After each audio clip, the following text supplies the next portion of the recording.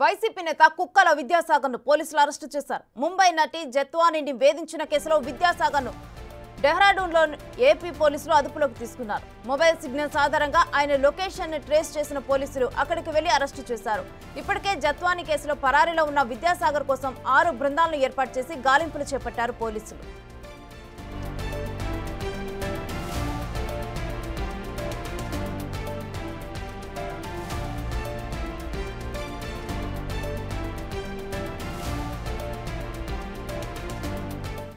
ఇక ఇదే అంశానికి సంబంధించిన పూర్తి డీటెయిల్స్ మా ప్రతినిధి శివాని అడిగి తెలుసుకుందాం. శివ, విద్యాసాగర్ అదుపులోకి తీసుకోవడం మీద డీటెయిల్స్ ఏంటి?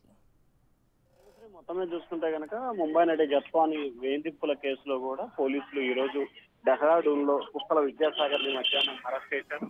వెంటనే అరెస్ట్ చేసి అక్కడి నుంచి మెట్రోపాలిటన్ కోర్టులో న్యాయమూర్తి ఎదుట వారెంట్ మీద అరెస్ట్ చేసి తీసుకొస్తున్నారు. రేపు మధ్యాహ్నానికి ఆయన్ని విజయవాడ తీసుకొచ్చే అవకాశాలు అయితే కనిపిస్తా ఉన్నాయి. అయితే డెహ్రాడూన్ లో 3 అడిషనల్ మెట్రోపాలిటన్ కోర్టు ఎదుట పోలీసులు ఆయన్ని ప్రవేశపెట్టారు.